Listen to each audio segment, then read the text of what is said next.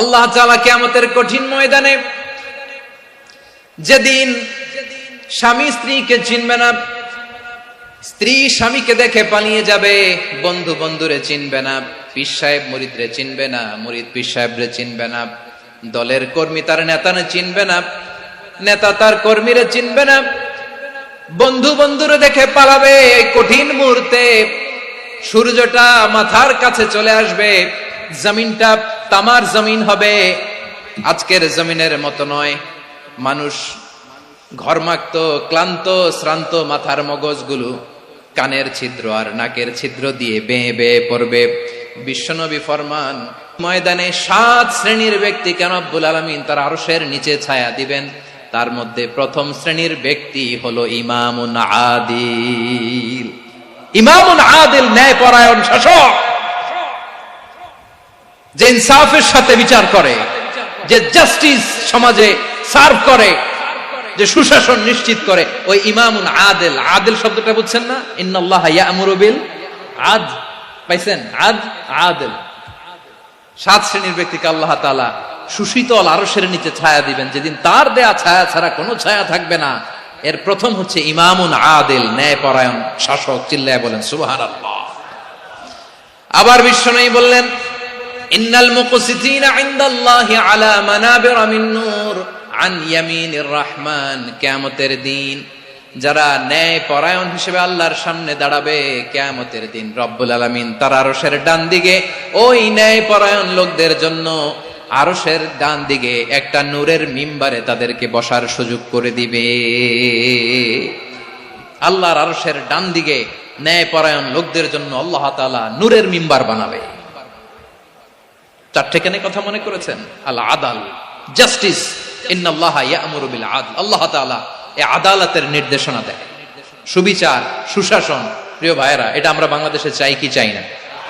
এই যে অরাজকতা, এই যে অন্যায়, এই যে জুলুম, এই যে ইনকনসিস্টেন্সি, সমাজের অসঙ্গতি, এর প্রধান কারণ জাস্টিস নাই, সুবিচার নাই, সুশাসন নাই। শেষবারের মতো আওয়াজ করে বলেন তো, আমরা বাংলাদেশে আদল চাই কি চাই না? তাহলে প্রথম নির্দেশনা শেষ। আল্লাহ তাআলা তোমাদেরকে আদলের আদেশ দেন। এরপরে আল্লাহ বললেন, আমি তোমাদেরকে ইহসানের আদেশ দেই। ইন্নাল্লাহা ইয়া'মুরু বিল আদলি ওয়াল ইহসান। আমি তোমাদেরকে যেমনি আদলের নির্দেশনা দেই, তেমনি ভাবে তোমাদেরকে ইহসানের নির্দেশনা দেই। ইহসান, আওয়াজ করে সবাই বলেন তো ইহসান। সবাই বলেননি, সবাই বললে এতটুকু আওয়াজ হবে আমি বিশ্বাস করি না। আওয়াজ করে বলুন আল ইহসান। ইহসান মানে কারো প্রতি সফট হার্টেড হওয়া, মহানুভব হওয়া, অনুগ্রহ পরায়ণ হওয়া, অনুগ্রহশীল হওয়া, একে অপরের প্রতি দয়াদ্র হওয়া। একে অপরের প্রতি দয়াদ্র, অনুগ্রহশীল হওয়া ছাড়া মানবিক সমাজ কশিনকালেও গঠন করা সম্ভব না। প্রিয় ভাইয়েরা, সুন্দর আচরণ দিয়ে, ইহসান দিয়ে যা জয় করা যায়, নরম আচরণ দিয়ে যেটা অর্জন করা যায়, কঠোরতা দিয়ে সেটা পারা যায় না। বিষ্ণু ঈসা ইসলাম ইহসান দিয়ে, কোমল আচরণ দিয়ে, তার অনুগ্রহ দিয়ে তিনি অনেক কাফিরের হৃদয়কে জয় করে ফেলেছেন। সাইয়েদনা সুমামা ইবনে উসাল রাদিয়াল্লাহু তাআলা আনহুর কথা মনে পড়ে যায়। তিনি ছিলেন ইয়ামামার বাদশা। মদিনাতে বিশ্বনবীকে হত্যা করার নিয়তে এসেছিলেন। গোপনে গোপনে বিশ্বনবীকে হত্যা করে আবার ইয়ামামাতে তিনি ফিরে যাবেন। কিন্তু কি অবাক করা কাণ্ড, হত্যা করতে পারে নাই, সাহাবাদের হাতে তিনি ধরা পড়ে গেলেন। সাইয়েদনা সুমামা ইবনে উসাল রাদিয়াল্লাহু তাআলা আনহু হত্যার নিয়তে আসলেন, কিন্তু হত্যা করতে পারলেন না। সাহাবারা ওনাকে ধরে ফেললেন, ধরে মসজিদে নববীর পিলারের মধ্যে বেঁধে রাখলেন। সুমামা ইবনে উসাল, সিরাত থেকে শুনে, সিরাত থেকে শোনাচ্ছি, রাদিয়াল্লাহু তাআলা আনহু ইয়ামামার অধিপতি ছিলেন। ইয়ামামা বিশ্বনবীকে হত্যার জন্য আসছেন, ধরা পড়ে গেছেন, এখন মসজিদে নববীতে বেঁধে রাখছে, তার মানে বন্দী। এখন স্ট্যাটাস কি? বন্দী, ক্যাপটিভ। তো বিষ্ণু ঈসা ইসলাম সাহাবাদেরকে বললেন, তার খোঁজ খবর নিও, সুমামা ইবনে উসালের খোঁজ খবর নিও। সাহাবারা বলেন, ইয়া রাসূলুল্লাহ, আপনাকে হত্যা করতে এসেছে, তার তো কঠিন ক্যাপিটাল পানিশমেন্ট হওয়া দরকার, কঠিন শাস্তি হওয়া দরকার। বিশ্বনবী বললেন, না, আমি যেটা জানি তোমরা সেটা জানো না। তোমরা সুমামার সাথে ভালো আচরণ করো, বিশ্বনবী সুমামার কাছে গেলেন। প্রথম দিন যে তিনি কালেমার দাওয়াত দিলেন, ইমানের দাওয়াত দিলেন, ইসলামের দাওয়াত দিলেন, রিসালাতের দাওয়াত দিলেন, আখিরাতের দাওয়াত দিলেন। পরের দিন যে বিশ্বনবী সালাতের দাওয়াত দিলেন, যাকাতের দাওয়াত দিলেন, ইসলাম কি, কিভাবে, কেমন করে পালন করতে হয় চমৎকার আর্টিকুলেট করতে শুরু করলেন। তন্ময় হয়ে সুমামা ইবনে উসাল রাদিয়াল্লাহু তাআলা আনহু বিশ্বনবীর কথাগুলো শুনতে আরম্ভ করলো। একদিন নয়, 2 দিন নয়, টানা 3 দিন বিশ্বনবী সুমামার কাছে ইসলামকে প্রেজেন্ট করেছেন, উপস্থাপন করেছেন। আওয়াজ করে বলেন, কয় দিন? 3 দিন। 3 দিন মসজিদে নববীতে বাধা। আর সাহাবীদেরকে বললেন, তার খোঁজ খবর নিও, তোমরা যে রুটি বানাও এর মধ্যে সবচেয়ে ভালো আটার রুটিটা তারে দিও, সবচেয়ে রিফাইন্ড খেজুর, যেটা পিওর খেজুর, এটা তারে দিও। আর বিশ্বনবী নিজের উট থেকে দুধ দহন করে ওনার বাড়ির এক কর্মচারীকে বলেছেন, দুধ দহন করে সুমামার জন্য নিয়ে যেও। সুবহানাল্লাহ পড়বেন না? সবাই তো অবাক, ইয়ামামা থেকে আসছে নবীকে হত্যা করতে, বিশ্বনবী দেখে তারে জামাই আদর করে, তাকে মজার মজার খাবার দিও, দুধ দিও, আদর আপ্যায়ন করো। একদিন নয়, 2 দিন নয়, টানা 3 দিন বিশ্বনবী এভাবে সুমামার কাছে যে ইসলামকে প্রেজেন্ট করতে আরম্ভ করলেন, ইসলামকে উপস্থাপন করতে শুরু করলেন। আর তাকে চমৎকার এন্টারটেইনমেন্ট, আপ্যায়ন দিতে আরম্ভ করলেন। টানা 3 দিন যখন ইসলামের দ্য বিউটিজ অফ ইসলাম, ইসলামের সুমহান বাণী, সৌন্দর্য তার কাছে উপস্থাপন শেষ, তাকে আপ্যায়ন শেষ, বিশ্বনবী বললেন সাহাবাদেরকে, যাও এবার সুমামার হাতের পায়ের রশি দুটো খুলে দাও। সাহাবারা বললেন, ইয়া রাসূলুল্লাহ, কি বলেন আপনি? ও তো হত্যাকারী, সুযোগ পায় নাই, আপনারে মারতে পারে নাই, ছেড়ে দিলে আবার ও আপনার উপর তলোয়ার নিয়ে ঝাঁপিয়ে পড়বে। নবী, এই সিদ্ধান্ত আপনি নিতে যাবেন না। বিশ্বনবী বললেন, যেটা বলেছি সেটা করো, সুমামার রশিগুলো ছেড়ে দাও, সুমামার হাতে পায়ের রশিগুলো যে তোমরা খুলে দাও। সাহাবারা তর্ক জুড়ে দিলেন, লা ইয়া রাসূলুল্লাহ, এমনটা করবেন না, তো ভয়ঙ্কর ভয়ঙ্কর খুনি, কি জানি কি হয়ে যায়। বিশ্বনবী বললেন, না, তার হাতে পায়ের রশিগুলো খুলে দাও। সাহাবারা বিশ্বনবীর কথা মতো তার হাতে পায়ের রশিগুলো খুলে দিল। সুমামা মুহূর্তের মধ্যে মসজিদে নববী থেকে বের হয়ে ইয়ামামায় ফিরে না যে মসজিদে নববীর পাশে একটা খেজুর বাগান ছিল, সেখানে চলে গেলেন। সেখানে একটা ছোট্ট কুয়া ছিল, কুয়ার পানি দিয়ে তিনি গোসল করলেন। সুবহানাল্লাহ পড়েন। কুয়ার পানি দিয়ে গোসল করে মসজিদে নববীর সামনে এসে বিশ্বনবী এবং সাহাবাদের সামনে দাঁড়িয়ে সাব্বাবা উঁচু করে বললেন, আশহাদু আল্লা ইলাহা ইল্লাল্লাহ ওয়া আশহাদু আন্না মুহাম্মাদান আবদুহু ওয়া রাসূলুহু। আল্লাহু আকবার। আমি সাক্ষ্য দিচ্ছি আল্লাহ ছাড়া কোনো ইলাহ নাই, আর মুহাম্মদ আল্লাহ তাআলার প্রেরিত বান্দা এবং রাসূল। প্রিয় ভাইয়েরা, ইহসান দিয়ে যা জয় করা যায়, কঠোরতা দিয়ে সেটা কঠিনকালেও জয় করা যায় না। আওয়াজ করে বলেন, ঠিক কি না? এবার সুমামা দাঁড়িয়ে বলে, ওগো নবী, আমি তো কালিমা পড়ে মুসলমান হয়ে গেলাম, এবার শোনেন, এই মুহূর্তের আগে আপনার চেহারার চাইতে নিকৃষ্ট কোনো চেহারা আমার কাছে ছিল না, কিন্তু শাহাদা পাঠ করার পরে আপনার চেহারার চাইতে উত্তম শ্রেষ্ঠ কোনো চেহারা আমার কাছে আর নাই। ও নবী, আজকের দিনের আগে ইসলাম ধর্মের চেয়ে নিকৃষ্ট অপছন্দনীয় কোনো ধর্ম আমার কাছে ছিল না, কিন্তু এই মুহূর্ত থেকে ইসলামের চেয়ে সেরা শ্রেষ্ঠ পছন্দনীয় কোনো ধর্ম আমার কাছে নাই। নবী গো, আজকের দিনের আগে মদিনার চাইতে অপছন্দনীয় নিকৃষ্ট কোনো শহর আমার কাছে ছিল না, কিন্তু এই মুহূর্তের পর থেকে মদিনার চাইতে কোনো শ্রেষ্ঠ শহর আমার জানা নাই। সে ছিল গমের বড় ডিলার, গম বেচত। কি বেচত? তার গম কিনে মক্কার লোকেরা রুটি খাইতো। সে ঘোষণা দিল, আজকে থেকে মক্কাবাসীদের জন্য সব গম আমি হারাম করে দিলাম, মক্কাবাসী এখন না খেয়ে মরে। সুবহানাল্লাহ পড়বেন না?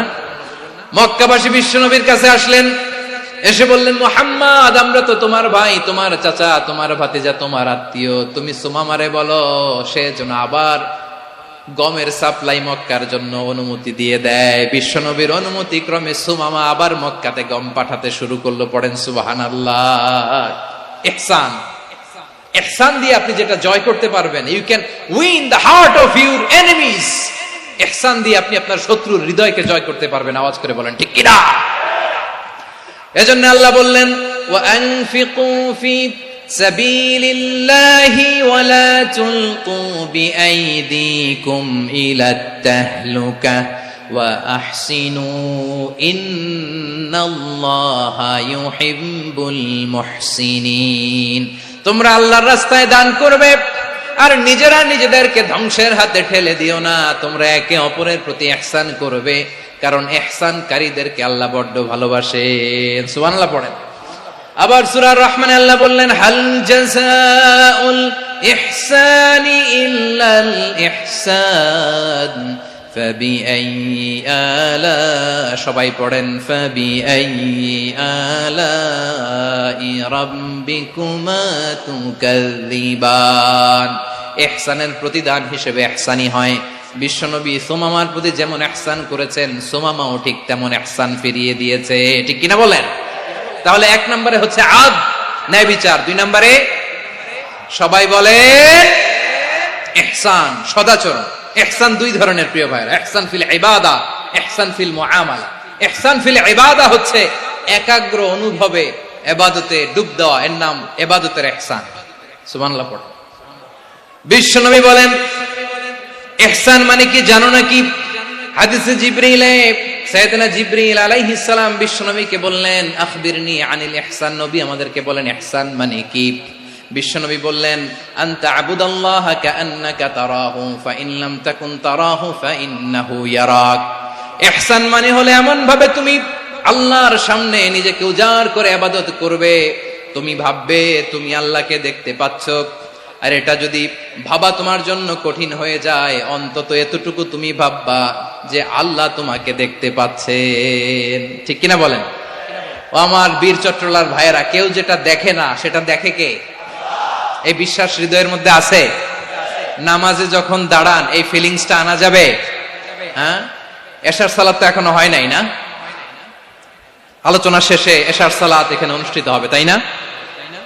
আচ্ছা বলুন তো, আমরা এশার সালাত পর্যন্ত বেঁচে থাকবো এই গ্যারান্টি আছে কার কার? হাত তোলেন। কয়েকজন হাত তুলছে পেছনে, না বুঝে তুলে ফেলছে। এশা পর্যন্ত যে আমরা হায়াত পাবো কোনো গ্যারান্টি আছে? সবাই আওয়াজ করে বলেন, গ্যারান্টি আছে? গ্যারান্টি নাই। এজন্য বিষ্ণু ইসলাম বলেছে এমন ভাবে নামাজে দাঁড়াও, ইবাদত করো, মনে করো হতে পারে এটাই আমার জীবনের শেষ নামাজ। পারফর্ম দ্য সালাহ as if this is your last and final prayer. এমন ভাবে সালাতে দাঁড়াও, ভাবো হতে পারে এটাই তোমার জীবনের শেষ নামাজ। এমন ভাবে নামাজে দাঁড়াও, ভাবো এটাই শেষ নামাজ। তাহলে নামাজে একাগ্রতা বাড়ায় দিবে কে? ফলে ইবাদতের ইহসান আমাদের অর্জিত হবে। আর মুআমালাতে ইহসান হলো, বিশ্বনবী বলেন, ইন্নাল্লাহা তাবারাকা ওয়া তাআলা কাতাবাল ইহসানা আলা কুল্লি শাই ফাইযা কাতালতুম ফাআহসিনুল কিতলা ওয়া ইযা যাবাহতুম ফাআহসিনুদ যাবহা ওয়ালিয়ুহিদ্দা আহাদুকুম শাফরাতাহু ওয়ালিয়ুরিহ যাবিহাতাহু। ইহসান দুই ধরনের। আওয়াজ করে বলতে হবে, কয় ধরনের? সবাই বলুন আওয়াজ করে, কয় ধরনের? একটা হচ্ছে ইহসান ফিল ইবাদা, ইবাদতে ইহসান। ইবাদতে ইহসান কি? একাগ্র অনুভব দিয়ে ইবাদত করা, মন প্রাণ দিয়ে ইবাদত করা। আর মুআমালাতে ইহসান কি? সব কাজে, দৈনন্দিন কাজে, কর্মে, সামাজিক অ্যাক্টিভিটিতে কোমলতা প্রদর্শন করা, অনুগ্রহের সাথে সবকিছু করা। আল্লাহ তাআলা ইন্নাল্লাহা তাবারাকা ওয়া তাআলা কাতাবাল ইহসানা আলা কুল্লি শাই, তিনি সবকিছুর ব্যাপারে ইহসানকে আবশ্যক করেছেন। সবকিছু, মুমিনের সব কাজে ইহসানের পরশ থাকবে। ওয়া ইযা কাতালতুম ফাহসিনুল কিতলা, বিষ্ণুই বলেন তুমি যখন কাউকে হত্যা করো ইহসানের সাথে করো। সুবহানাল্লাহ পড়বেন না? যখন হত্যা করো তখনও ইহসানের সাথে। আচ্ছা হত্যা করবো আবার ইহসান আসবে করতে করে, তো মেরেই ফেলবো আমি। আল্লাহ, ও ভাই একজন খুন করেছে, খুনি, রাষ্ট্রীয় আইনে তার শাস্তি হয়েছে ডেথ পেনাল্টি, মৃত্যুদণ্ড। এখন মৃত্যুদণ্ড দেখে আপনি যেমনি মন চায় তেমনি মারবেন লোকটারে? ওর নাক কেটে ফেলতে পারবেন? ওর কান কাটতে পারবেন? ওর চোখ উপড়ে ফেলতে পারবেন আপনি? যেমন মন চায় তার অঙ্গহানি করা যাবে না। ইহসানের সাথে তাকে হত্যা করো। সুবহানাল্লাহ, this is Islam, this is the true essence of Islam. ওয়া ইযা যাবাহতুম ফাহসিনুয যাবহা, যখন জবাই করবে তখনও ইহসানের সাথে জবাই করো। করব জবাই, ওইখানেও নাকি ইহসান। আচ্ছা কুরবানির দিন আমরা পশুগুলোরে কি করি বলেন সবাই আওয়াজ করে? জবাই। জবাই মানে তো এটার মেরেই ফেলতেছি, একটু পরে তো টুকরো টুকরো করে গোশতগুলো খাবো, এটা তো খাবো, এটা তো মেরেই ফেলবে। বিষ্ণু বলে না, জবের মধ্যেও মুমিনের জবের ভেতরেও ইহসানের পরশ থাকা চাই। যখন জবাই করবে প্রাণীটাকে হাত পা টাইট করে বেঁধে নাও, ছুরিটাকে শার্পেন করে নাও, ধারালো করে নাও, যাতে অল্প সময়ে জবাইটা হয়ে যায়, প্রাণীটা যাতে কম কষ্ট পায়। সুবহানাল্লাহ পড়ে। দিস ইজ কল্ড ইহসান। ইহসান আল্লাহ তাআলা যেমনি আদলের আদেশ করেছেন, ন্যায় বিচার জাস্টিস এনশিওর করতে বলেছেন, সমাজে ইহসানের ব্যবহার, ইহসানের অনুশীলন তিনি করতে বলেছেন। এজন্য মুমিনের প্রতিটি কাজে, আমার চট্টগ্রামের ভাইরা আমার দিকে তাকান, খেয়াল করে শুনুন, মুমিন জীবনের প্রতিটি কাজে ইহসানের পরশ থাকা চাই। আমরা যেন আমাদের পরিবারের প্রতি ইহসান করি, আমরা যেন আমাদের কর্মচারীদের প্রতি ইহসান করি, আমরা যেন আমাদের কলিগদের প্রতি ইহসান করি, আমরা যেন আমাদের ভাইদের প্রতি ইহসান করি। মুমিন জীবনের প্রতি কাজে ইহসানের পরশ থাকার দরকার আছে না নাই? কথা বুঝতে পেরেছেন? তাহলে আল্লাহ তাআলার তিনটা আদেশ ছিল, কয়টা গেল? ভুলে গেছে, ভুলে গেছে চট্টগ্রাম। তিনটা আদেশের মধ্যে কয়টা বললাম? প্রথমে কি ছিল? আদল। 2 নম্বরে, 3 নম্বরে রব্বুল আলামিন বললেন ওয়া ইতাইদিল কুরবা, নিকটাত্মীয়দেরকে দান করো, নিকটাত্মীয়দেরকে দাও, যারা তোমাদের ব্লাড কানেকশনের আত্মীয় তাদেরকে তোমরা দাও। এখানে জেনারেলি বললেন দাও, কি দিব সেটা তিনি এখানে বলেন নাই, সেটা তিনি সূরাতুল ইসরার মধ্যে বলেছেন। আল্লাহ বলেন ওয়া আতিযাল কুরবা হাক্কাহ, নিকটাত্মীয়দেরকে তাদের অধিকার, তাদের প্রাপ্য তোমরা বুঝিয়ে দাও। দেখেন, একটা শান্তির সমাজ, একটা সমৃদ্ধ সমাজ, একটা মানবিক সমাজ গঠনের জন্য আল্লাহ তাআলা বেশি না, মাত্র 3টা অর্ডার, 3টা ভার্ডিক্ট তিনি জারি করেছেন। 1 নাম্বার সুশাসন, ন্যায় বিচার। 2 নাম্বার ইহসান। 3 নাম্বার নিকটাত্মীয়, যারা কাছের, তোমার ভেরি ক্লোজ রিলেশনশিপে আছে, তাদেরকে দাও। দাও, দিলে বাড়িয়ে দেয় কে? অনেকে দিতে চায় না, কৃপণতা করে। দিলে বাড়ায় দেয় কে? ও মিয়া, মদিনার মধ্যে সবচাইতে গরিব সাহাবী ছিল বেলাল রাদিয়াল্লাহু তাআলা আনহু। ওনার এন্টায়ার অ্যাসেট, সম্পদের পরিমাণ কতদূর জানেন? একটা লুঙ্গি। বেলাল রাদিয়াল্লাহু তাআলা আনহু, ওনার টোটাল ওয়েলথের এস্টিমেশন হচ্ছে মাত্র একটা লুঙ্গি। একটা লুঙ্গি, টোটাল ওয়েলথ এস্টিমেশন, টোটাল সম্পদের পরিমাণ বেলাল রাদিয়াল্লাহু তাআলা আনহুর কি ছিল? কথা বোঝে নাই বোধহয়। কি ছিল? ওই বেলাল রাদিয়াল্লাহু তাআলা আনহুকে বিষ্ণু ইসলাম বলেছেন আনফিক ইয়া বেলাল, ও বেলাল তুমিও দাও। ওয়ালা তাখশা মিন যিল আরশি ইখলালা, আরশের অধিপতির তো কোনো ঘাটতি নাই, তুমি দিলে ওই আল্লাহ তোমারে বাড়ায় দিবে। এজন্য আমার প্রিয় ভাইয়েরা, দিলে কমে না, দিলে বাড়ে। অনেকে ধরে রাখে, নতুন কিছু নিতে পারে না, হাত দিয়ে যেটা ধরে রেখেছেন এটা দিয়ে দেন, বড় একটা ধরার সুযোগ পাবেন। জোরে বলেন ঠিক কিনা? ধরেন 5 কেজি ওজনের একটা ধরে রাখছেন, এখন 10, এটা না ছাড়লে 10 কেজি ধরতে পারবেন আপনি? আচ্ছা, 10 কেজির জিনিস একটা আছে হাতে, ওইটা যদি ছেড়ে দেন তাহলেই না 15 কেজি ধরতে পারবেন। কথা বলেন ঠিক কিনা? তাহলে দিলে বাড়িয়ে দেয় কে? রব্বুল আলামিন বললেন 3 নাম্বার আদেশ হলো তোমাদের প্রতি সমাজটারে কেমন করে মানবিক সমাজ, সুন্দর সমাজ গড়বা। 3 নাম্বার আদেশ হলো ওয়া আতিদাল কুরবা হাক্কা, নিকটাত্মীয়দেরকে তাদের প্রাপ্য বুঝিয়ে দাও। এই নিকটাত্মীয়দেরকে তাদের অধিকার বুঝিয়ে দেওয়া, প্রাপ্য বুঝিয়ে দেওয়াতে আমাদের গাফলতি আছে না নাই? চট্টগ্রামে নাই? মাশাআল্লাহ আছে, আছে। অনেকে দেখবেন অনেক আল্লাহওয়ালা, তাহাজ্জুদ গুজার, সেজদা দিতে দিতে কপালে কালো দাগ ফেলে দিছে, সে তার বোনের হকটা আদায় করে নাই। আছে না নাই? হ্যাঁ, এখানেও আছে। সর্বনাশ। অনেক বড় হাজী সাহেব, বিশাল লম্বা দাড়ি, ছেলেরে সব দিয়ে দিছে, মেয়েরে কিছু দেয় নাই, মেয়ের হক আদায় করে নাই। আছে না নাই? এই হাজী সাহেবেরা, এই আল্লাহওয়ালারা কিয়ামতের ময়দানে আটকে যাবে। আপনি অন্যের অধিকার নষ্ট করেছেন, তাদের রাইটস কে ভায়োলেট করেছেন। এজন্য আল্লাহ তাআলা বলেন, কারো অধিকার যদি কেউ নষ্ট করে, ওই সমাজটা মানবিক সমাজ কঠিনকালেও হতে পারে না। এজন্য 3 নম্বর আল্লাহ বললেন ওয়া ইতাইদিল কুরবা, নিকটাত্মীয়দেরকে দাও। কি দিবা? তাদের অধিকার দিয়ে দাও, বোনের অধিকার বুঝিয়ে দাও। মেয়ের অধিকার বুঝিয়ে দাও, ফুফুর অধিকার বুঝিয়ে দাও। দেখবেন অনেক মায়েরা ছেলের পাতে মুরগির রান দেয়, মেয়ের পাতে দেয় মুরগির ঠ্যাং। এরকম আছে না নাই? ছেলেরা কি দেয় মুরগির, মেয়ের পাতে কি দেয়?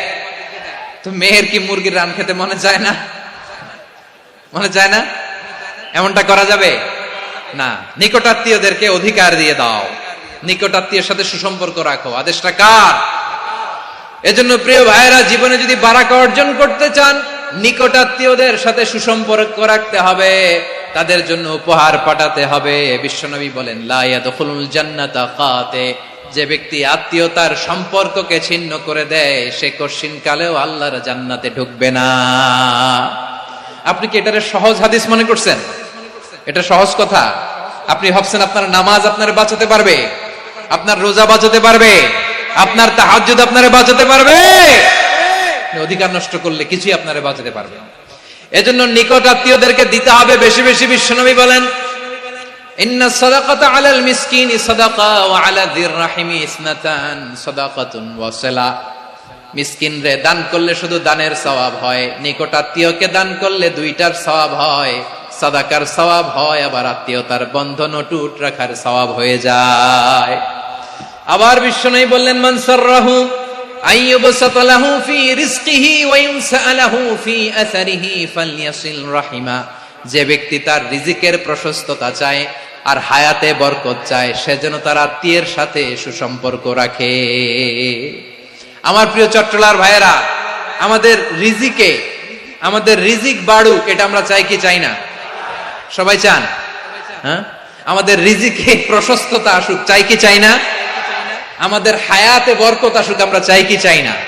এই দুইটা যদি চান, তাহলে নিকট আত্মীয়দের সাথে সুসম্পর্ক রাখবেন, পারবেন? তাহলে সমাজটারে মানবিক সমাজ বানায় দিবে কে?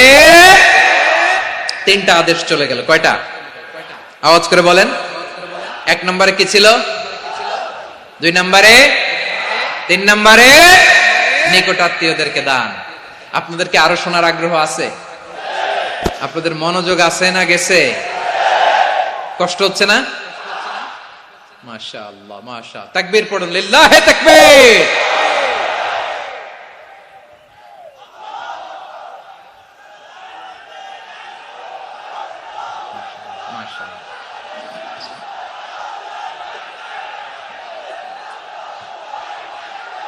আমার প্রিয় ভাইয়েরা, আল্লাহ তাআলা 3টা জিনিসের যেমনি আদেশ করেছেন, অনুরূপ ভাবে 3টা বিষয় তিনি বারণ করেছেন, নিষেধ করেছেন। ওগুলোর কাছেও যাওয়া যাবে। শুনবেন। রাব্বুল আলামিন বলেন, ওয়ায়ানহা আনিল ফাহশাই ওয়াল মুনকারি ওয়াল বাগি। আমি যেমনি 3টি বিষয়ে আদেশ করলাম, অনুরূপ ভাবে 3টি বিষয়ে বারণ করলাম, নিষেধ করলাম। আমার 1 নাম্বার নিষেধাজ্ঞা হলো অশ্লীলতার প্রতি। ফাহশা, ওয়ায়ানহা আনিল ফাহশা, আল্লাহ তাআলা অশ্লীলতাকে নিষেধ করেছেন। কোন জিনিসকে? সবাই বলুন, কোন জিনিসকে? যত ধরনের, যত টাইপের, যত ক্যাটাগরির অশ্লীলতা হতে পারে, সব অশ্লীলতাকে হারাম করেছেন কে? ফাহশা মানে কি? কথায়, কাজে, আচরণে, কমেন্ট, ফেসবুকের কমেন্টসে যত ধরনের নোংরামো আছে, যত ধরনের অশ্লীলতা আছে, এটাকে আরবিতে বলে ফাহশা। এটাকে কি বলে? রাব্বুল আলামিন বলেন, কুল ইন্নামা হারামা রাব্বিয়াল ফাওয়াহিশা মা যাহারা মিনহা ওয়া মা বাতান। ও নবী, আপনি বলে দেন, আমার রব প্রকাশ্য, অপ্রকাশ্য, স্পষ্ট কিংবা অস্পষ্ট, দৃশ্যমান কিংবা অদৃশ্যমান সব অশ্লীলতাকে হারাম করেছেন। সব ধরনের অশ্লীলতা হারাম, সব ধরনের। আল্লাহ তাআলা আমাদেরকে অশ্লীলতা থেকে বাঁচান, অশ্লীলতা থেকে তিনি আমাদেরকে হেফাজত করুক। পড়েন আমিন। এবার বলেন, আমাদের সমাজে অশ্লীলতা আছে না নাই? চট্টগ্রামে নাই? আমি কই নাই, ওনারা বলে আছে। দেখছেন, আমি সামহাও বাঁচায় দেওয়ার ট্রাই করতেছি, ওনারা বলে আছে। অশ্লীলতা নানা ভাবে, নানা নামে, নানা মোড়কে আমাদের সমাজে আছে না নাই? সংস্কৃতির নামে, ফ্যাশনের নামে, বিনোদনের নামে, উপন্যাসের নামে, কনসার্টের নামে অশ্লীলতা আছে না নাই? আপনি দেখেছেন কনসার্ট গুলোর অবস্থা? এই যে আতিফ আসলাম যে আসছে আমাদের দেশে, তারপর কে কে আসছে, আমাদের তরুণ তরুণীরা, আমাদের যুবক যুবতীরা, আমাদের জেনজিরা, কি অবস্থা ওইখানে? হ্যাঁ, কি অবস্থা? কে বাঁচাবে ওদের? কে রক্ষা করবে ওদের ইমানের, ওদের চরিত্রের হেফাজতের গ্যারান্টি কে দিবে? কনসার্টের নামে অশ্লীলতা আছে না নাই? ছেলে মেয়ে একে অপরকে জড়ায় ধরতেছে, একে অপরকে চুমো খাচ্ছে প্রকাশ্যে, দিবালোকে, গণমানুষের সামনে। আল্লাহ তাআলা এই অশ্লীলতা থেকে আমাদেরকে বেঁচে থাকতে বলেছেন, বেঁচে থাকতে বলেছেন। রূপালী জগতের নামে অশ্লীলতা আছে না নাই? এই টার্মটা আপনারা জানেন না? রূপালী জগৎ কি জগৎ? আসলে কি রূপালী জগৎ না অন্ধকার জগৎ? আমার বোনেরা, আপনাদেরকে যে কি বলে তারা বুঝায়, রূপালী জগৎ শুনেই আপনি ভরকে যাবেন না। রূপালী জগতে যে নারী যত বেশি উলঙ্গ, সে নাকি তত বেশি সাহসী। জানেন, বলে এটা একটা সাহসী নারী, খুব সাহসী পদক্ষেপ তার। যত বেশি শরীর থেকে কাপড় নামাতে পারবে, যত বেশি বস্ত্রহীন হয়ে নিজেকে প্রেজেন্ট করতে পারবে, সে নাকি তত বেশি সাহসী। আমার চট্টলার ভাইয়েরা, শয়তানের প্রথম এজেন্ডা ছিল বনি আদমকে বস্ত্রহীন করা। সে আদম এবং হাওয়া আলাইহিস সালামকে নিষিদ্ধ গাছের ফল খাইয়ে তাদেরকে বস্ত্রহীন করেছে। এই জামিনেও সে আমাদেরকে বস্ত্রহীন করতে চাইবে। এই রূপালী জগতের নামে তারা এটা করে। আমার প্রিয় বোনেরা, আপনি জানেন না আপনার দাম কত। ওরা আপনাদেরকে বিজ্ঞাপনের সস্তা পণ্য বানাতে চায়। ওরা আপনাদেরকে ওদের ভোগের লিপসার টুলস বানাতে চায়। ওরা আপনাদেরকে দিয়ে ওদের খায়েশ পূরণ করতে চায়। এটা আপনাদের জন্য মোটেও ডিগনিটি নয়, এটা আপনাদের জন্য সম্মান নয়। আপনার সম্মান শালীনতায়, আপনার সম্মান হেজাবে, আপনার সম্মান ভদ্রতায়, আপনার সম্মান আপনার ডিসেন্ট পোশাকে। পোশাক বলে দেয় এই নারীটা ভদ্র না অভদ্র। পোশাক বলে দেয় এই মেয়েটা কোন ঘরের মেয়ে। আওয়াজ করে বলেন ঠিক কিনা? আপনি জানেন না, আপনারা সস্তা পণ্য বানায়, ভোগের পণ্য, বিলবোর্ডে আপনাকে উলঙ্গ করে উপস্থাপন করে। এই অশ্লীলতার সাথে ইসলামের কোন সম্পর্ক? এজন্য আল্লাহ বলেন, আমি অশ্লীলতাকে হারাম করেছি। অশ্লীলতাকে হারাম করার প্রথম কারণ হলো এর মাধ্যমে মানবতাকে অপমানিত করা হয়। কারণ মানুষের সম্মান মানুষের পোশাকে। মানুষ যখন পোশাকহীন হয়ে যায়, বস্ত্রহীন হয়ে যায়, তার সম্মান কমে যায়। ঠিক কিনা? অশ্লীলতাকে হারাম করার প্রথম কারণ হচ্ছে মানুষ মানুষকে অপমান করে। একটা নারী, সে তো সম্মানিত। নারী যে কত সম্মানিত, নারীর এটা বুঝেই নাই। বিশ্বনবী বলেন, আদ দুনিয়া কুল্লুহা মাতা ওয়া খায়রু মাতা'আদ দুনিয়া আল মারআতুস সালিহা। আমার বোনেরা, 5টা প্যান্ডেলে আপনারা এলইডিতে আমার আলোচনা শুনছেন, আমি জানি। আপনাদের এই গর্ভ যে কত দামি আপনি জানেন না। আপনার পেট থেকেই আসবে আগামী দিনের সালাহুদ্দিন আল আইয়ুবী। আপনার পেট থেকেই আসবে অনাগত দিনের ইমাম মাহদী আল মুনতাযর। আপনার পেট থেকেই আসবে অনাগত দিনের ফয়সাল, ওয়াসিম, মুগ্ধ, আবু সাইদের মতো বীর যোদ্ধা।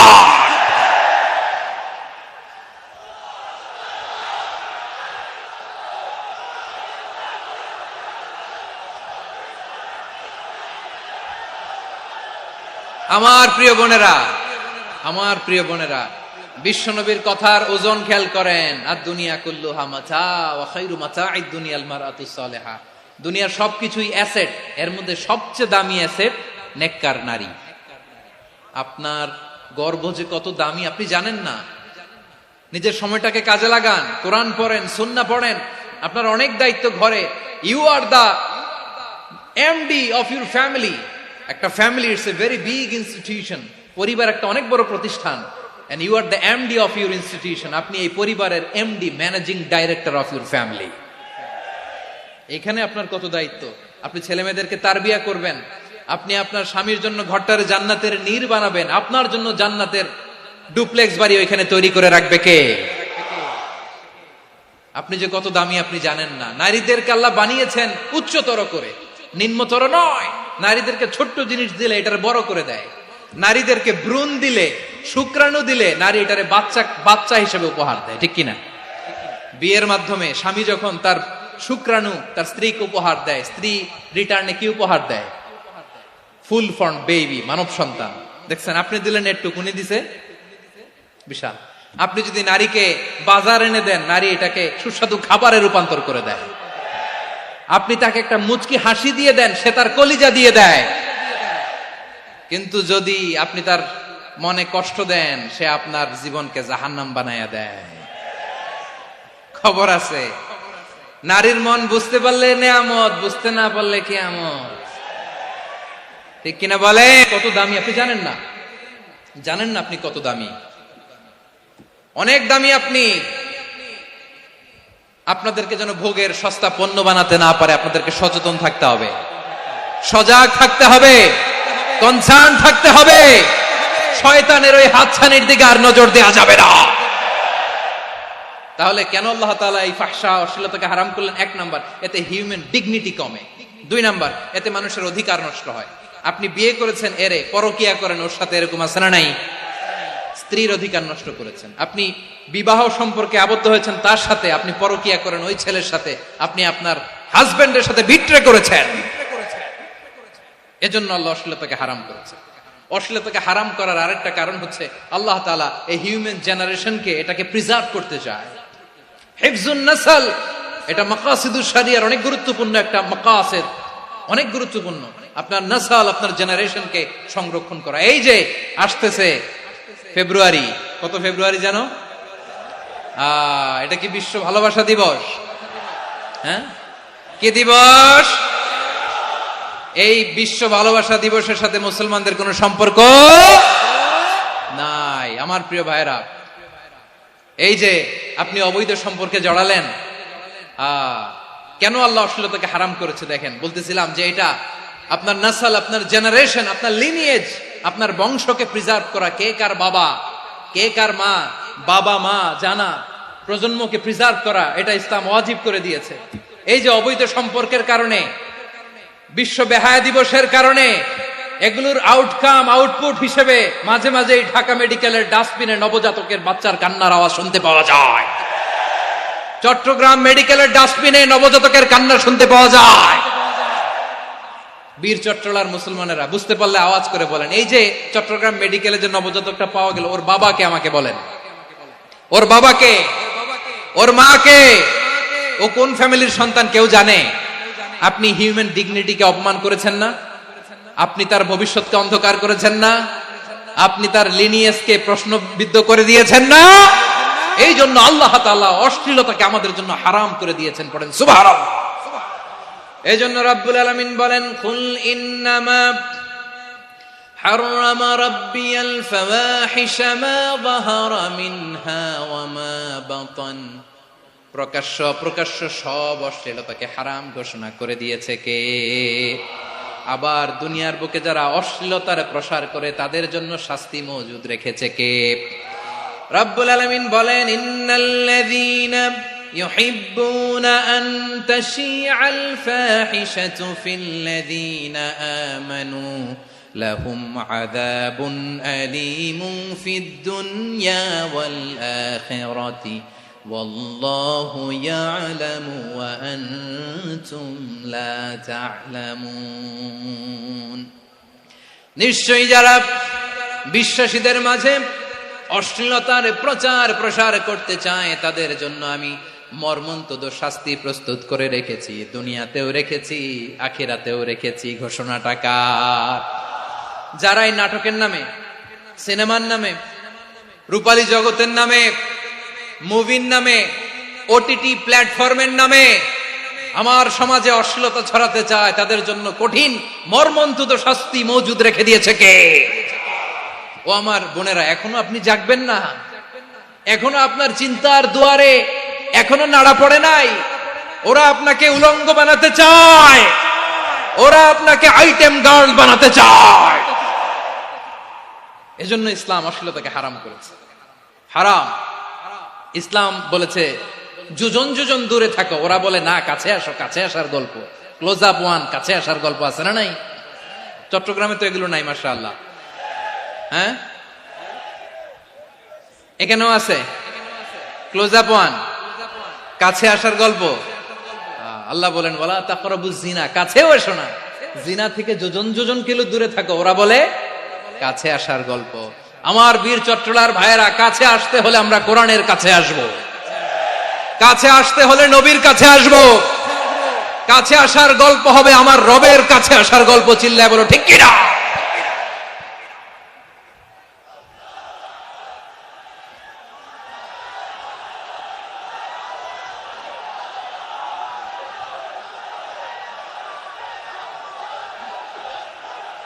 বসুন বসুন আমার ভাইয়েরা।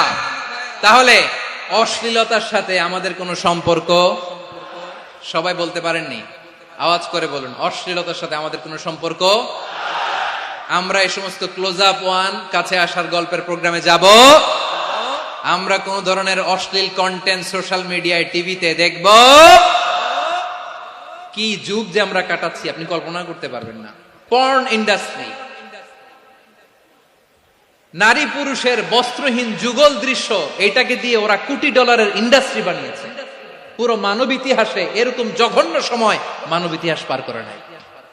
পর্ন এটা ইন্ডাস্ট্রি হয়ে গেছে। আমাদের এই যুবকগুলো, জেনজি গুলো, ওদের চরিত্র বাঁচাবে কি করে? কেমন করে হেফাজত করবে ওদের এই মূল্যবান চরিত্র? আমার প্রিয় ভাইরা, এই অশ্লীলতার দ্য লেটেস্ট ভার্সন হচ্ছে LGBTQ, শরীফ থেকে শরীফা। শুনছেন আপনারা? দেখতে পুরুষ, আসলেই পুরুষ, সুস্থ একজন পুরুষ, 4 সন্তানের বাবা, বলে আমি মনে মনে নারী।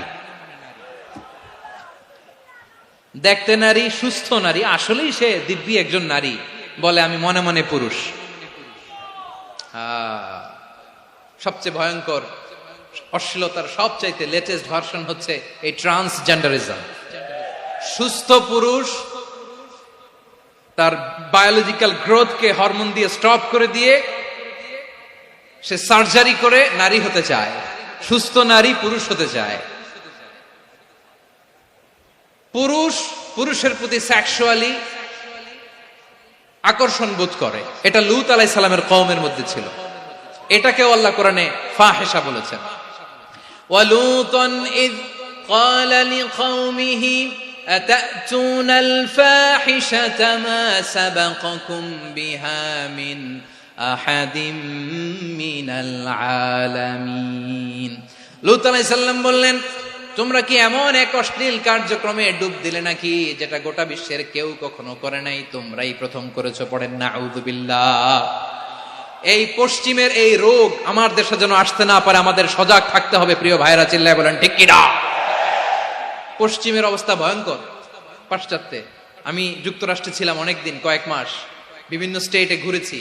গার্ডিয়ানরা উদ্বিগ্ন, ছেলে মেয়েদেরকে, ছোট্ট ছেলে মেয়ে, ওদেরকে জিজ্ঞেস করে, তুমি how do you feel right now inside yourself? তুমি ভিতরে ভিতরে কেমন ফিল করো? তোমার কি ছেলে ছেলে লাগে না মেয়ে মেয়ে লাগে? আচ্ছা বলেন, এই ছোট্ট বাচ্চাটাও কি এগুলো জেন্ডার অ্যাসাইনমেন্ট বলতে এগুলো কিছু বুঝে?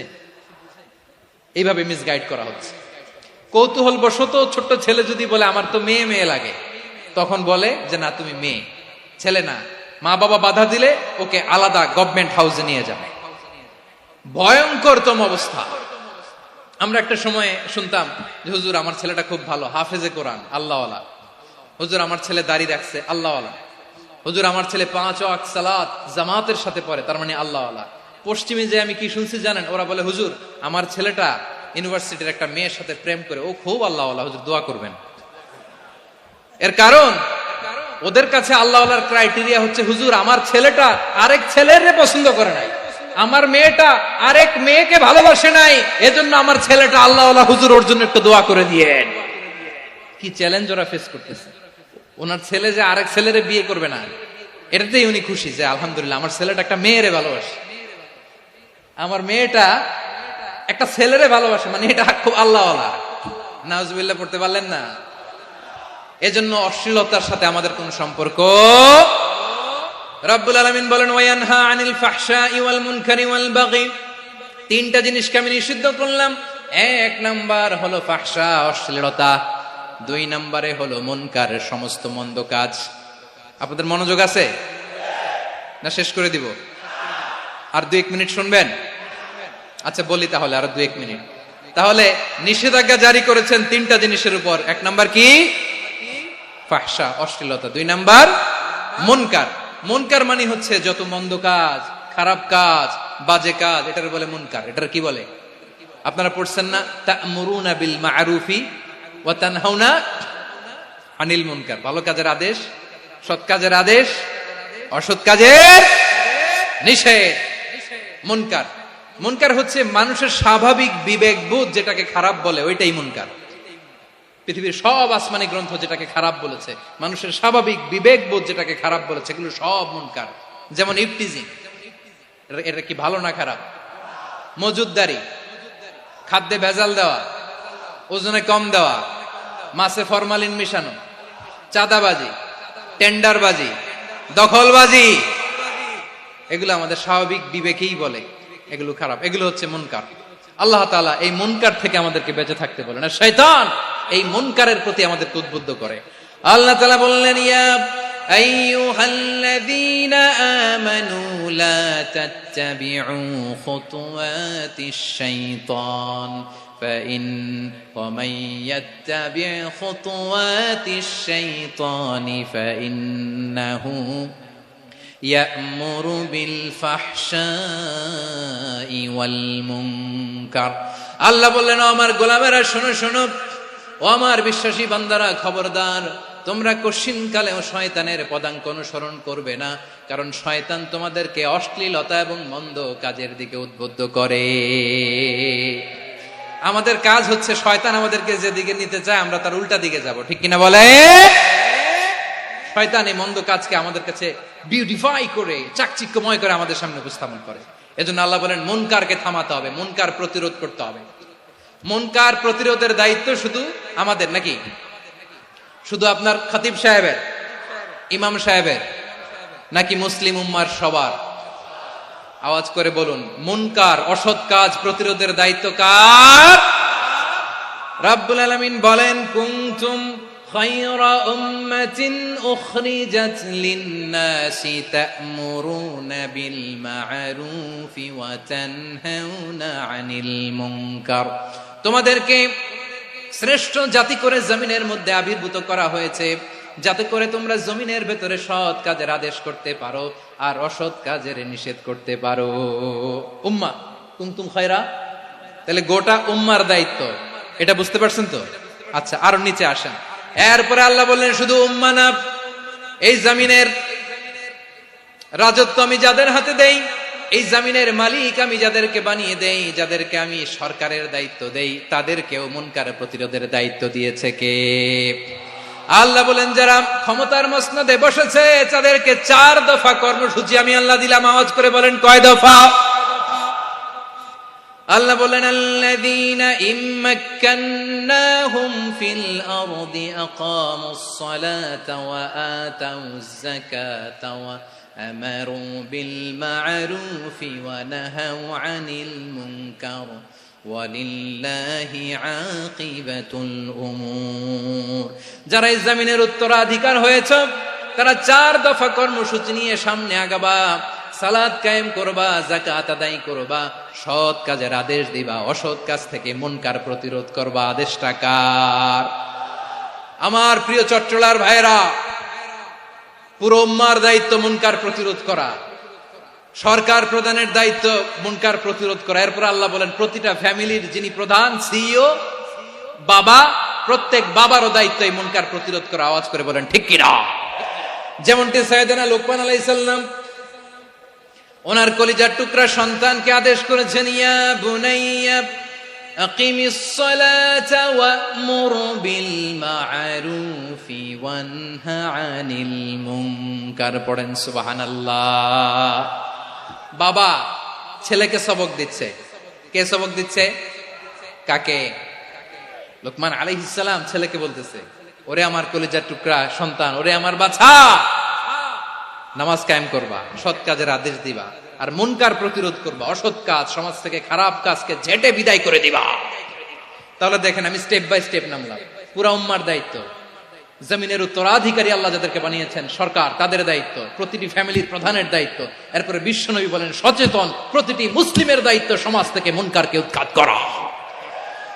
বিশ্বনবী বলেছেন মান রাআ মিনকুম মুনকারান ফালিয়ুগাইয়িরহু বিয়াদিহি ফাইন লাম ইস্তাতি ফাবিলিসানিহি ওয়া ইন লাম ইস্তাতি ফাবিকলবিহি ওয়া যালিকা আযআফুল ঈমান। সমাজে যে মুনকার দেখবে, খারাপ কাজ দেখবে, সে যেন হাত দিয়ে সেটাকে থামায়। কি দিয়ে? আপনাদের তো হাত নাই না? হাত আছে, হাত আছে। ওরা যেই হাত দিয়ে অন্যায় করে ওইটা প্রতিরোধের জন্য আমাদেরও হাত আছে না নাই? থামাতে হবে, থামাতে হবে।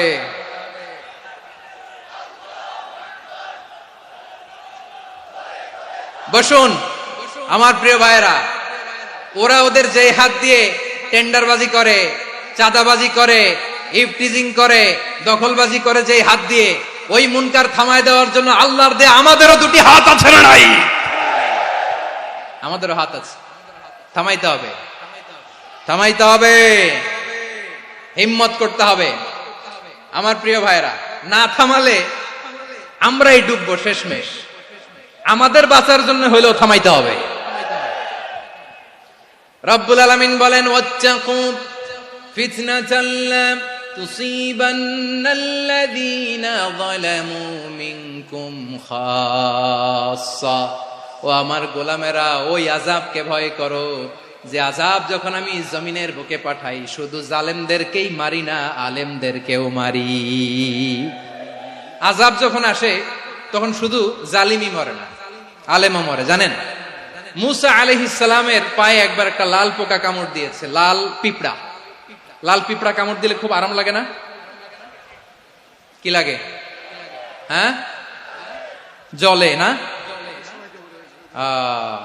লাল একটা পিঁপড়া কামড় দিছে, তো উনি রেগে মেগে পাশি দেখে লাল পিঁপড়ার বাসা, পা দিয়ে ডলে মুছে সবগুলো পিঁপড়া মেরে ফেলছে। এই ঘটনাটা আল্লাহ ঘটিয়েছেন এজন্য মুসা আলাইহিস সালাম ছিলেন কালিমুল্লাহ, সরাসরি আল্লাহর সাথে কথা বলতেন। তিনি আল্লাহকে জিজ্ঞেস করেছিলেন, আল্লাহ তুমি যখন কোন জনপদে আযাব পাঠাও, শাস্তি দাও, ওখানকার শুধু জালেমরাই তো মরে না, ভালো মানুষগুলাও মরে, তো আযাব দিবা মুশরিকদের উপর দিবা, অবাধ্যদের উপর দিবা, ভালো মানুষগুলারে মারো কেন? আল্লাহ বললেন, মুসা তোমার যে কামড় দিছিল পায়ের মধ্যে পিঁপড়া, কয়টা পিঁপড়া? জোরে বলেন। একটা পিঁপড়া, তো সবগুলারে মারলা কেন? রেগে মেগে পুরো পিঁপড়ার বাসা ভেঙে মেসাকার করলা কেন? এই মুসা, আমি যখন অ্যাকশনে যাই, আমি যখন শাস্তি দেই, তখন এত বাস বিচার করা হয় না, বাস বিচার করা যায় না। যখন অ্যাকশনে যাওয়া হয় ওইটা ডাইরেক্ট অ্যাকশন হয়ে যায়। চিল্লায় বলো ঠিক কিনা? এজন্য আমাদের বাঁচার জন্য হলেও এই পাপ থামাতে হবে, এই শয়তানের অট্টহাসি থামাতে হবে, অন্যায় অপরাধ সমাজ থেকে আমাদের থামাতে হবে। কারণ আযাব আসলে ওরাও মরবে, আমরাও মরব। একটা জাহাজ 2 তলা, আপনি আছেন 2য় তলায়, শুনতেছেন? শুনতেছেন? জাহাজ কয় তলা? আপনি কোন তলায়? 2য় তলায়। নিচের তলার কিছু লোক জাহাজের তলা ছিদ্র করতে আরম্ভ করছে। কি ছিদ্র করতেছে? আচ্ছা, জাহাজের তলা ছিদ্র করলে তলা দিয়ে কি ঢুকে? এখন আপনি যদি বলেন আমার কি, আমি তো 2 তলায়, আমার কি, আমি তো সেফ, আমি তো সেফ জোন, আমি তো ভালো আছি, আমি তো ভালো আছি, ওরা ছিদ্র করে ওরা মরবে। আসলে কি শুধু ওরা মরবে, নাকি তলা ফুটো হলে ভিতরে পানি ঢুকলে আপনারও শরীর সমাধি হবে? তলা দিয়ে যখন পানি ঢুকবে, জাহাজ ঢুকলে আপনিও মরবেন। এজন্য নিজে মরার আগে ওই পাগলগুলোর নিচতলায় যে থামাতে হবে। চিল্লায় বলেন ঠিক কিনা? এজন্য আল্লাহ বললেন মুনকার প্রতিরোধের দায়িত্ব সমাজের টপ টু বটম সবার। পুরো উম্মার দায়িত্ব, সরকার প্রধানের দায়িত্ব, প্রতিটি ফ্যামিলির প্রধান বাবার দায়িত্ব। বিশ্বনবী বললেন প্রতিটি সচেতন মুসলিমের দায়িত্ব। এজন্য মুনকার প্রতিরোধ করার দরকার আছে না নাই? সমাজে এই যে ইফটিজিং হয়, আপনার বোনের বয়সী একটা মেয়েকে কিছু বকাটে টিটকারি করে, এই বলে সেই বলে, নোংরা কথা বলে, রাস্তায় দেখেও আপনি পাশ দিয়ে না দেখার মতো চলে যান কেন? আপনি দাঁড়ান না কেন? আপনি দাঁড়ালেই তো থেমে যাবে, কারণ সত্যের যে শক্তি তার সামনে মিথ্যা মুখ থুবড়ে পড়ে। আপনার সামনে ও কিছুই না, নাথিং। আপনি দাঁড়ান, ওকে প্রশ্ন করেন যে আমার বোনকে তুমি ডিস্টার্ব করো কেন? আপনাকে দেখে আরো 5 জন দাঁড়াবে, 5 জনকে দেখে আরো 10 জন দাঁড়াবে। আমাদের নীরবতা আর আমাদের নিশ্চুপ থাকাই জালিমদেরকে আরো শক্তিশালী জালিম বানিয়েছে। এজন্য মুনকার প্রতিরোধের দায়িত্ব আমাদের সবার। টেন্ডারবাজি, চাঁদাবাজি, দুর্নীতি, অপরাধ, দখলদারিত্ব, মজুদদারি, এগুলো সবকিছু একসাথে প্রতিরোধ করতে হবে, ঠিক কিনা বলেন? একটা মানবিক সমাজ যদি চাই, প্রতিরোধ করতে হবে। প্রিয় ভাইয়েরা, আল্লাহর শপথ নিয়ে বলি, এই নাসিহাত গুলো সবার জন্য, সব দলের জন্য, সব মতের মানুষের জন্য। আমরা কোনো দলের প্রতি মানুষকে ডাকি না, আমরা ডাকি ইসলামের দিকে। সব দলের, সব মতের, সব মানুষদেরকে আমরা আহ্বান জানাই, আসুন আমরা একটা সুন্দর সমাজ বিনির্মাণ করি। এই যে নতুন বাংলাদেশের এক সুযোগ এসেছে, আর জীবনে হয়তো আসবে না, সামনের 100 বছরে এই সময় আসবে না। আসুন দেশটাকে আমরা সাজাই, আসুন আমরা দুর্নীতি বন্ধ করি, আসুন আমরা চাঁদাবাজি বন্ধ করি, আসুন আমরা দখলদারিত্ব বন্ধ করি, আসুন আমরা এক দল আরেক দলকে নিশ্চিহ্ন করার যে রাজনীতি, এটা বন্ধ করি। সব দলের প্রতি আমার আহ্বান। আমি কিছুদিন আগে একটা নিউজ দেখলাম, ওই যে লন্ডনে বসে জনাব তারেক রহমান সাহেবকে আমি ধন্যবাদ দিতে চাই। উনি সংবাদ শোনা মাত্রই ওনার দলের অনেক চাঁদাবাজকে উনি বহিষ্কার করেছেন। I do appreciate. প্রতিটি দলের এরকম ইনিশিয়েটিভ নেওয়ার দরকার আছে না নাই? যে কোনো দলে এই প্র্যাকটিসটা থাকার দরকার আছে না নাই? চাঁদাবাজদের সাথে আপনারা নিজেদেরকে মুক্ত ঘোষণা করবেন যে এরা আমার দলের কর্মী হতে পারে না। আমরা চাঁদাবাজ মুক্ত বাংলাদেশ চাই, জুলুম মুক্ত বাংলাদেশ চাই, ফ্যাসিজম মুক্ত বাংলাদেশ চাই, গুণ খুন খারাপি মুক্ত বাংলাদেশ চাই। আমরা নতুন ভোরের বাংলাদেশ চাই। ওই বাংলাদেশ পাওয়ার জন্য মুনকার প্রতিরোধে, অন্যায় প্রতিরোধে যদি বাঘের বাচ্চার মতো, আবু সাইদের মতো 2 হাত উঁচু করে, বুককে টান টান করে প্রসারিত করে দাঁড়াতে হয়, রাজি আছো মুসলমান? কারা কারা রাজি? আল্লাহকে হাত দেখিয়ে প্রতিজ্ঞা করো।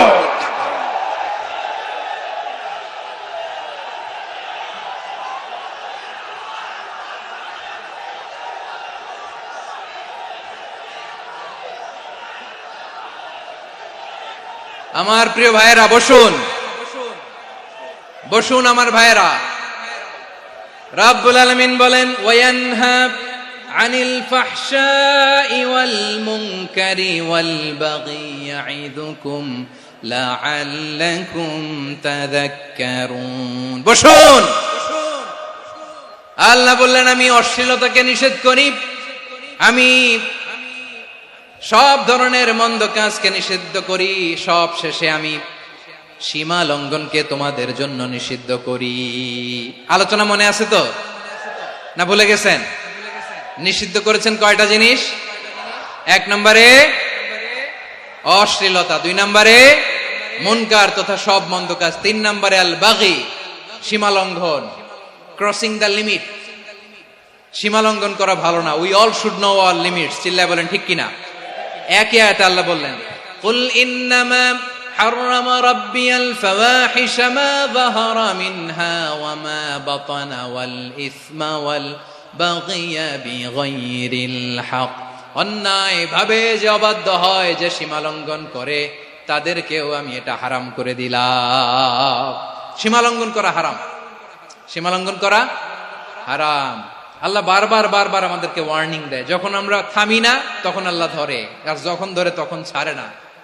ধরে ধরে ধরে না, ধরলে আল্লাহ। ফেরাউনকে কিন্তু হুট করে ধরে নাই, আপনারা জানেন 9 বার ওয়ার্নিং দিয়েছে। ফেরাউনকে আল্লাহ তাআলা ওয়ার্নিং দিয়েছিল কয়বার? বীর চট্টলার বীর সেনানীরা আওয়াজ করে বলেন, ফেরাউনকে ধরার আগে ওয়ার্নিং দেয়া হয়েছিল কয়টা? রাব্বুল আলামিন বলেন, ওয়ালাকাদ আতাইনা মূসা 9 আয়াতিন বাইয়িনাত। 9টা মুআজিজা দেখিয়েছি। 1 2 3 বারবার এইভাবে রিমাইন্ডার, ওইভাবে রিমাইন্ডার, এইভাবে নসিহত, ওইভাবে দাওয়া। ফাকুলা লাহু কাওলান লাইয়িনা, নরম করে বলো, সফট করে বলো, যত ওয়ে হতে পারে দাওয়া মেথডোলজি। মূসা আলাইহিস সালামের সব অ্যাপ্লাই শেষ। 10ম বারে যে আল্লাহ ধরছে, 10ম বারে যে ধরেছে। এজন্য আল্লাহ বলেন, আমি সীমা লঙ্ঘনকে পছন্দ করি না। কোরআনের অন্য আয়াতে বাগীকে বলা হয়েছে আল ইতিদা, সীমা লঙ্ঘন যারা করে তাদেরকে আল্লাহ বলেছেন মুতাদিন। وقاتلوا في سبيل الله الذين يقاتلونكم ولا تعتدوا إن الله لا يحب المعتدين। আমি সীমা লঙ্ঘনকারীদেরকে কোশ্চিন কালেও পছন্দ করি না। আমরা যেন সীমা লঙ্ঘন না করি, রাজি আছেন তো? যে কোনো ক্ষেত্রে ইবাদতে যেন সীমা লঙ্ঘন না করি। অনেকে আমরা ইবাদতে সীমা লঙ্ঘন করে ফেলি। বিশ্বনবী সাল্লাল্লাহু আলাইহি ওয়াসাল্লাম যেটা শিখিয়েছেন এর বাইরে যে অতিরিক্ত বুজুর্গ হতে চায় এরকম আছে না নাই? করা যাবে না, কোনো ক্ষেত্রেই সীমা লঙ্ঘন করা যাবে, এমনকি যুদ্ধ ক্ষেত্রেও না। বিশ্বনবী সাল্লাল্লাহু আলাইহি ওয়াসাল্লাম বলেন খবরদার যুদ্ধ ক্ষেত্রেও সীমা লঙ্ঘন করো না। কি সুন্দর ইসলাম আমরা পেয়েছি। বিশ্বনবী বলেন খবরদার যুদ্ধের ময়দানে কোনো নারীর গায়ে হাত তোলো না, কোনো শিশুর গায়ে হাত তোলো না, কোনো গবাদি পশু হত্যা করো না, কোনো শস্য ক্ষেত্র ধ্বংস করো না, ইবাদতরত অন্য ধর্মের কোনো সন্ন্যাসীর গায়ে হাত তুলো না। বলেন সুবহানাল্লাহ। তাহলে আমরা সীমা লঙ্ঘন করতে পারবো? প্রিয় ভাইরা, একটা সুখী, সমৃদ্ধ, শান্তির সমাজ, মানবিক সমাজ যদি আমরা গঠন করতে চাই, আমাদের আল্লাহর দেয়া কয়টা আদেশ মানতে হবে বলেন দেখি? সবাই বলেন কয়টা? আর বেঁচে থাকতে হবে কয়টা জিনিস থেকে? আওয়াজ করে বলেন কয়টা? আচ্ছা, আদেশ নাম্বার 1 কি ছিল বলেন? আল্লাহর আদেশ কি? 1 নাম্বার আদাল, ন্যায়পরায়ণতা। আমরা সুবিচার, সুশাসন, ন্যায় বিচার চাই কি চাই না? 2 নম্বরে কি ছিল? মাশাআল্লাহ, আওয়াজ করে বলেন 2 নম্বরে কি ছিল? ইহসান। আমরা যেন সবার প্রতি দয়া পরবশ হই, ইহসান করি। 3 নম্বরে কি ছিল? নিকটাত্মীয়দের দান করা, তাদের অধিকার প্রাপ্য বুঝিয়ে দেওয়া। পাশাপাশি 3টা জিনিস থেকে আল্লাহ বারণ করেছেন, নিষেধ করেছেন। তার প্রথমটা ফাহশা, অশ্লীলতা। অশ্লীলতার সাথে আমাদের কোনো সম্পর্ক। আজকের এই ঐতিহাসিক চট্টগ্রামের প্যারেড ময়দান থেকে আমরা যত ধরনের মা তাহারা মিনহা মা বাতান, প্রকাশ্য অপ্রকাশ্য, দৃশ্যমান অদৃশ্যমান, সব অশ্লীলতা থেকে নিজেদেরকে মুক্ত ঘোষণা করলাম। অশ্লীলতাকে আমরা না বলে দিলাম। আওয়াজ করে সবাই বলুন নো। অশ্লীলতার সাথে আমাদের কোনো সম্পর্ক। 2 নম্বর নিষেধাজ্ঞা কি ছিল? আল মুনকার, সমাজের যত মন্দ কাজ এগুলোকে আমরা প্রতিরোধ করব। রাজি আছেন তো সবাই? 3 নম্বরে আল বাগী, সীমালঙ্ঘন। কোন মুসলিম সীমালঙ্ঘন করে না, এমনকি যুদ্ধ ক্ষেত্রেও না। আওয়াজ করে বলেন ঠিক কি না? রব্বুল আলামিন শেষে বললেন ইয়াইদুকুম লাআল্লাকুম তাযাক্কারুন। আল্লাহ তোমাদেরকে উপদেশ দেন যাতে তোমরা শিক্ষা গ্রহণ করো। আমরা উপদেশ দিব, আমরা জোর করে কাউরে কিছু মানাতে চাই না। লা ইকরাহা ফিদ্দিন ওয়া যাক্কির ফাইন্না যিকরা তানফাউল মুমিনিন। উপদেশ দিলে এটা মুমিনদের কাজে দেয়। লাস্তা আলাইহিম বিমুসাইতির ইন্নামা আনতা মুযাক্কির। নবী হে, আপনি রিমাইন্ডার দাতা, আপনি উপদেশ দিবেন। আমরাও বিশ্বনবীর এই হাদিসগুলো থেকে, কোরআনের আয়াত থেকে রিমাইন্ডার, এই কথামালা, বাণী বাহক হিসেবে এই বাণীগুলো আপনাদের সাথে কাছে পৌঁছে দিলাম। আমরা আল্লাহ তাআলার কাছে প্রার্থনা করি, আল্লাহ আমরা যেন আদল দিয়ে আমাদের সমাজকে গঠন করতে পারি। আল্লাহ আমরা যেন ইহসান করতে পারি, আমরা যেন নিকটাত্মীয়দের দান করতে পারি। আল্লাহ যত ধরনের অশ্লীলতা, অনাচার, মন্দ কাজ, সীমালঙ্ঘন, অবাধ্যতা থেকে যেন আমরা বেঁচে থাকতে পারি। আল্লাহ তাআলা আমাদের সবাইকে কথাগুলো বোঝার ও আমল করার তৌফিক দান করুক। হাযা মা ইনদি ওয়াল ইলমু ইনদাল্লাহ আলাইহি তাওয়াক্কালতু ওয়া ইলাইহি উনীব। প্রিয় ভাইরা, আমি আপনাদের সবার জন্য দোয়া করি, আপনারাও আমার জন্য দোয়া রাখবেন। আমাদের পাশেই আছেন আমাদের সকলের শ্রদ্ধাভাজন, আমাদের মুরব্বী আওলাদে রাসূল আনোয়ার হোসেন তাহের জাবির আল মাদানী হাফিজাহুল্লাহ ওয়া রাআ। সবাই বসুন। উঠবেন না, কেউ উঠবেন না। উঠলেন কেন? উঠলেন কেন? প্যারেড ময়দানের প্রোগ্রাম তো এরকম হইতে পারবে না। বসুন, এটা আল্লামা সাঈদীর স্মৃতি বিজড়িত মাহফিল। বসুন, বসুন, এই মাহফিলের আদব আছে। বসুন, বসুন। সুশৃঙ্খল ভাবে আমরা আখিরি মোনাজাতে অংশগ্রহণ করব।